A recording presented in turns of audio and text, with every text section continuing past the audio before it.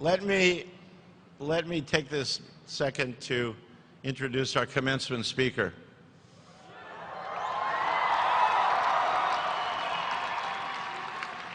It truly is a privilege to have Elon Musk join us today.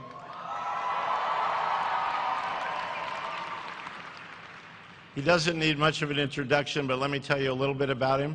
He grew up in South Africa, got his degrees from Wharton, he came to California, started a company, merged into a company, sold a company called PayPal.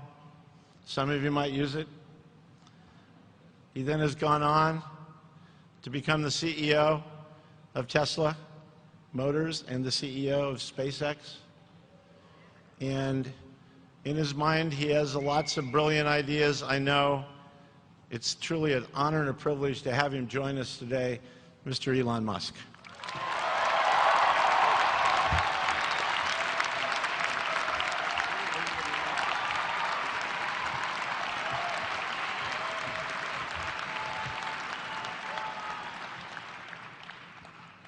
All right, thank you. So I've got about apparently 5 or 6 minutes to say the most useful things I can think of. I'm going to do my best.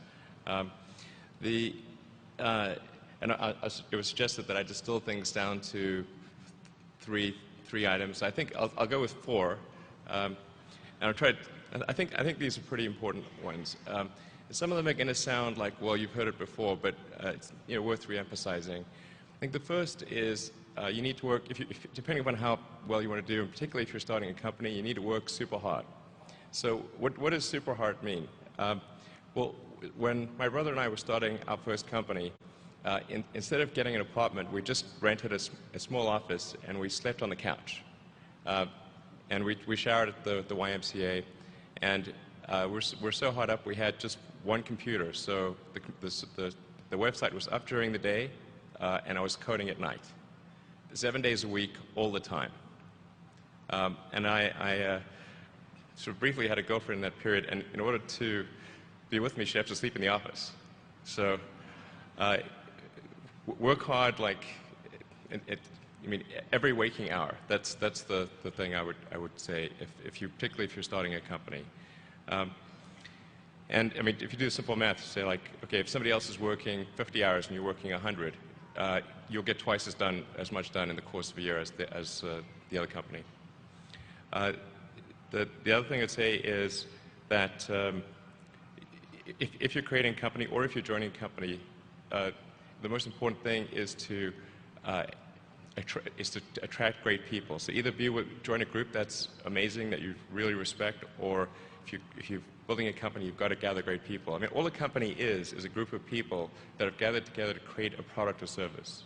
And so depending upon how talented and hardworking that group is, and the degree to which they are focused cohesively in a good direction, that will determine the success of the company. So do everything you can to gather great people if you're creating a company. Then I'd say focus on signal over noise. A lot of companies get confused. They spend money on things that don't actually make the product better. So, for example, at Tesla, we've never spent any money on advertising. We put all of the money into R&D and manufacturing and design to try to make the car as good as possible. I think that's the way to go. So, for any given company, just can keep thinking about, are these efforts that people are expending, are they resulting in a better product or service? And if they're not, stop those efforts. And then the final thing is to sort of, don't just follow the trend. So you may have heard me say that it's good to think in terms of the physics approach of first principles, which is, rather than reasoning by analogy, you boil things down to the most fundamental truths you can imagine, and you reason up from there.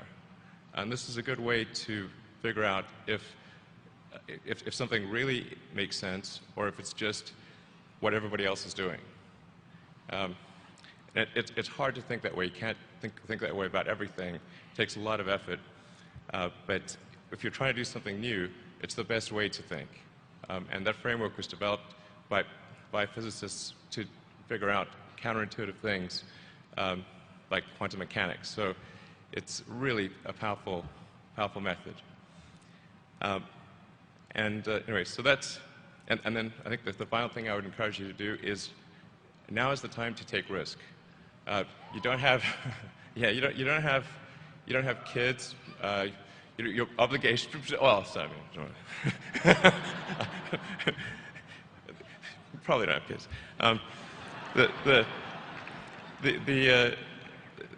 But as you get older, your obligations increase. So and once you have a family, you start taking risk not just for yourself, but for your family as well. It gets much harder to do things that might not work out.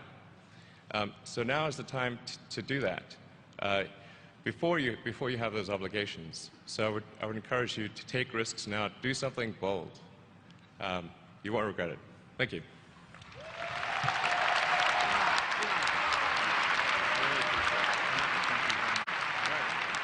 I hope that was helpful.